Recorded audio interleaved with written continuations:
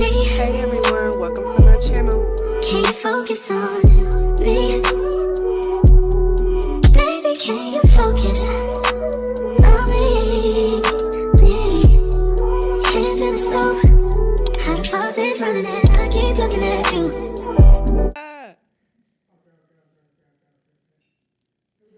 If you want it, if you want it. Fucking fine shit, sticking dick all in a loo. I'm gonna have to cut Straight this. up down, shit in the post, up on the real. Yeah. She fucking her brokey. Welcome back, you guys. Welcome back to the Pretty Candid Podcast. I am your host, per usual, Marissa H. here, recording at DYHQ. Thank y'all so much for letting me record today. Before we get started, because I've been seeing a lot of my analytics, y'all, if you get on the video, please just do your girl a favor. Go ahead and hit the like, hit subscribe, even if you are a part of the Candid crew. And if you're new here and you're just getting here, thank you so much for coming. Stay tuned, keep watching, and again, subscribe, like, right? Right, okay. So, you guys, I'm not even gonna lie to y'all, I have no Candid cocktail. Big Mama been drinking. So, today, just in my Stanley, I got agua. That's what we doing. I'm concerned about my health, so that's what we're doing, right? Catch me next week, maybe. Candid cocktail, maybe, right? Maybe. So I have a few topics I wanted to go over today. As you can see, it's a solo episode, so let's get right into that, right? First thing I want to talk about, parasocial connections, right? I've been coming across this a lot lately where it's like, you know how you have somebody on a social media app, Instagram, Facebook, whatever, for a while. Y'all didn't seen each other go through different things. They probably didn't had a relationship, broke up, got a degree, had a baby, whatever, right? All type of things. You've been friends on there for a while.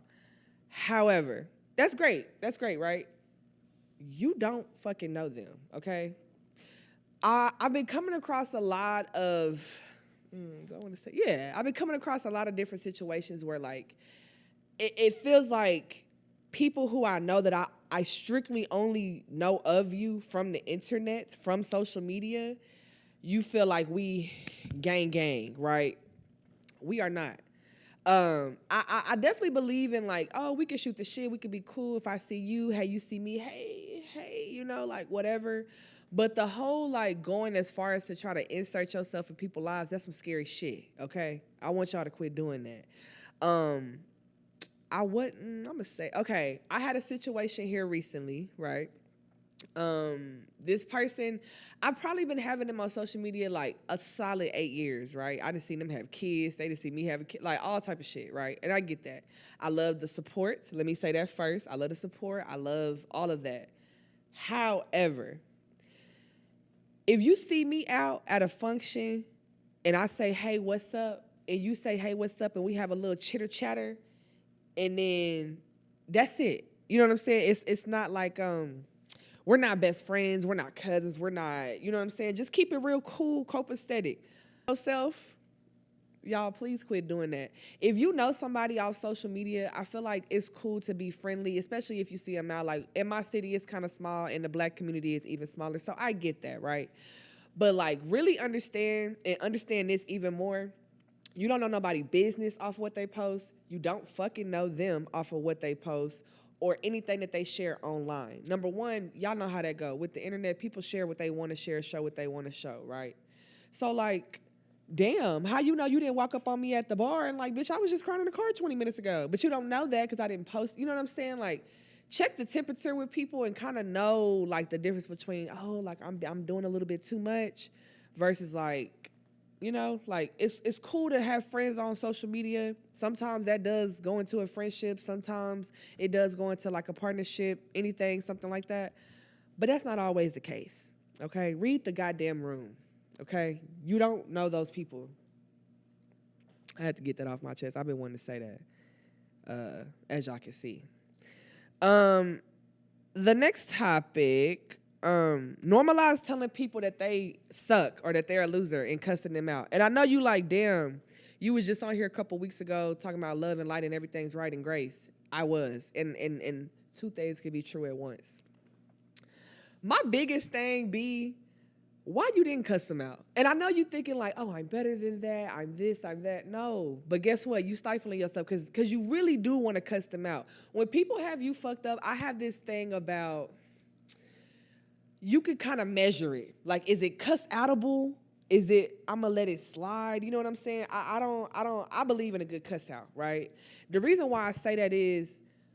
And then the second part of that is like telling people, hey, you suck, you're a loser. A lot of people do not know that they suck and they're a loser. Why? Because they have a circle full of yes men, hype men, whatever the case may be, right? I think the more that you try to suppress the fact that you really do want to say what you want to say to people, especially when they cross you, play in your face, putting you know what I'm saying? Anything on that realm, like I feel like stop trying to. And it is case by case because sometimes it's like, okay, maybe not cuss outable, but definitely tell you out, maybe tell you offable, maybe, I don't know, you know. Me, I'm gonna cuss you out and go about my day and pray about it. That's just me, right? But I've been seeing a lot of that where people feel some type of way, people are making them sad, or oh, they hurt my feelings, or I feel like they're playing in my face and they're this and they're that. Don't come tell me, go tell them and cuss them out. And I know you thinking like that's really bad advice. Is it? You at home still feeling how you feel, but you didn't cuss them out. And guess what? I don't feel how I feel because I be cussing them out. Say what you have to say and get it off of you. Stop holding on to shit, especially when people play in your face or make you feel some type of way, right? Because I love when people come to me and they're like, well, what would you have done? Cuss them the fuck out and went on about my day? Really? Yes. Everything ain't always right. I might be wrong. Hey, but guess what? I don't have that emotion on me. I'm off of it. I said what I had to say and cussed you out. And I told you you're a fucking loser because you are. More people need to know that they're losers, bro. It's so many people walking around here like on this high-ass fucking pedestal because, again, they're around certain people and environments, things like that. Never hesitate to tell that person that they fucking suck. Please don't. More people need to be aware. And they're not. They're aware of every fucking thing else but that they suck. So, I'm coming in hot, huh? All right. This is what I wanted to talk about, too. How am I going to say this? So, I feel like dating in my 30s, right? And I know y'all like, what you mean you dated in your 30s? Ah, shut up. I'm not on that no more. I'm dating in my 30s, like I said, right? And I know for a while I kept seeing stuff like, oh, the dating pool is trash, it's pee and piss and everything. I'm in this stage where, like, I'm 34, right? So, like, I got people that's born in, like, 1999, 1998 headed my way, but then I also got people that's born in, like, 1979. Like, it's really fucking crazy, right? And so, on this journey of dating, I just...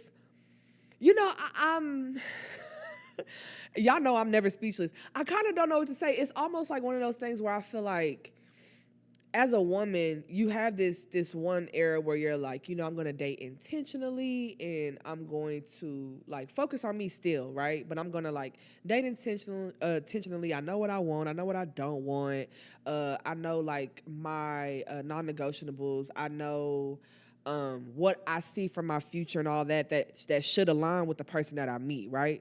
That's the healthy way, right? But y'all it's that toxic shit, right? Where like you come across somebody and it's like, this ain't gonna be good. But for the plot, I'ma do it. Like, I don't know. I'm kind of in that teeter-totter, like, ugh. You know what I'm saying? So, like, for instance, the older fucking men scare me. Let me say that. They scare the shit out of me. I want to say y'all strict, but I don't know because I get over there and do whatever I want to do. But y'all kind of strict, kind of like, oh, call my phone and do this and do that. And like, God damn, I don't have no ring on no finger. Like, the fuck? Like, that's too much. You're giving me too much dip on your chip. I don't like it, right? So the older men scare me. But I get it because, like, they kind of in that space like, hey, I want to settle down. I want to do this. I want to do that. But also, in my fucked up mind, I be thinking, like, damn, so you probably was a hoe, like, 8 years ago. So now you want to try to, you know what I'm saying? Like, and then, like, the dudes that are, like, my age, shit, it feel like we in our 20s. I don't know how to describe it. Like the dudes my age, I feel very much like dating with them is just kind of like not serious at all. I don't take that shit serious. It be given very much just for fun, which I feel like is healthy when you're dating. I feel like you should kind of have. Am I gonna tell y'all that y'all should have a roster? Maybe you should. In my mind, this is how I look at it, right? So clean roster. Clean roster is like intentional, right? Like we just talked about. And then you kind of got like the fun roster where like, I'm really on bullshit, but also, fuck it, we ball. You know what I'm saying? Like, I don't know. I feel like you kind of need that to weed it out. I'm about to do a marriage panel soon, so hopefully I'm going to have people tell me whether I'm wrong or right. Never said I was right, never said I was wrong. I don't know. But then like it's that generation. What's that below us? Y'all, what is that? What is that? Gen Z? Is that after millennials? Is that Gen Z? Yeah. The Gen Zers. First of all, Big Mama too motherfucking old for y'all. Okay, that's number one.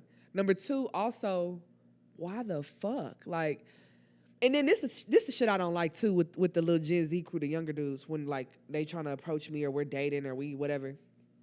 Oh well, you know you don't look your age. What the fuck do that mean? What do that mean? I don't look my age. I'm my age. At the end of the day, like you're young as shit, and I know you not taking this serious. But I ain't gonna lie, the younger dudes, it kind of do be fun. I'm not gonna lie, it do be a little fun. But I be trying to get up out of there before it get, it go a whole nother way. I don't be having time for that.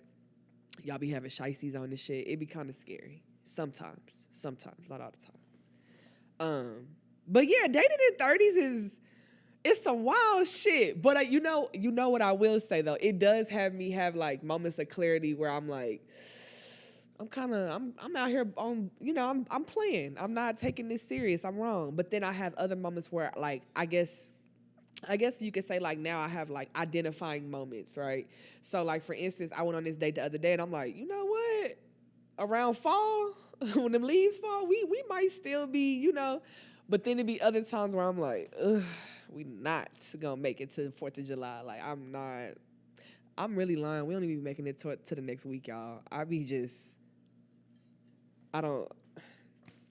don't be having time, and I don't know, like, and I think that's another part of too dating in your 30s. Like, I have so much other stuff going on, hence this too, and like, I gotta really be locked in with you, because other than that, I'm not gonna lie. Sometimes do I be there for the food?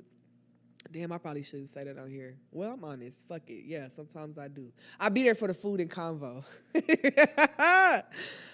We're gonna go to the next topic before I tell on myself. Okay. Next topic. Forget revenge and let karma work. Now, y'all, I'm gonna be so honest. This is one of them things like I've struggled with a lot. I've struggled with it, right?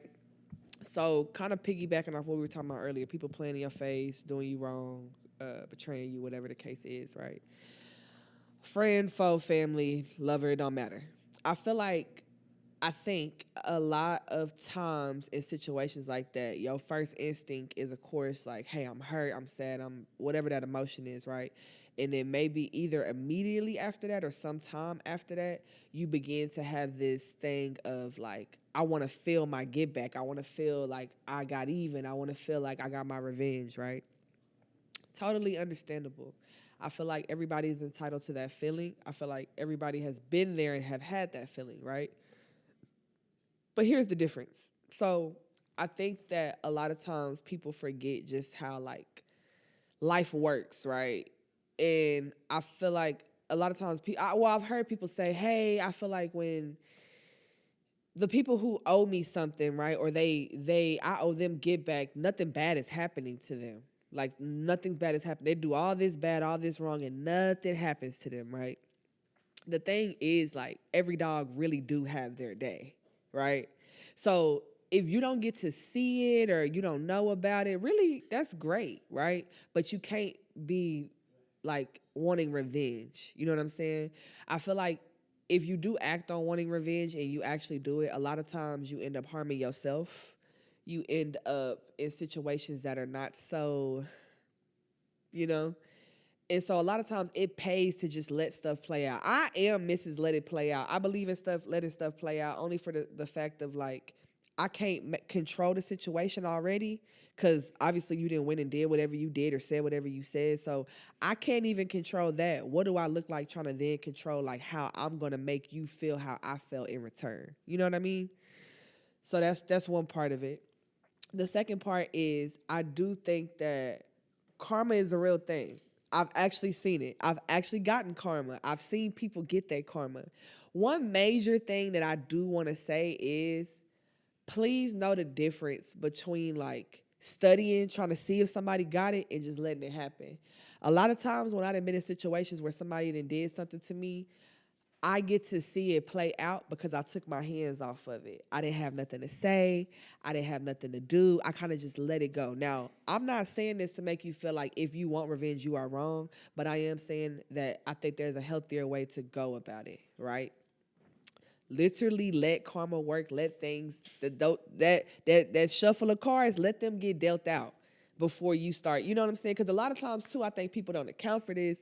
You mess around and like build your own karma because you do too much. I done been there.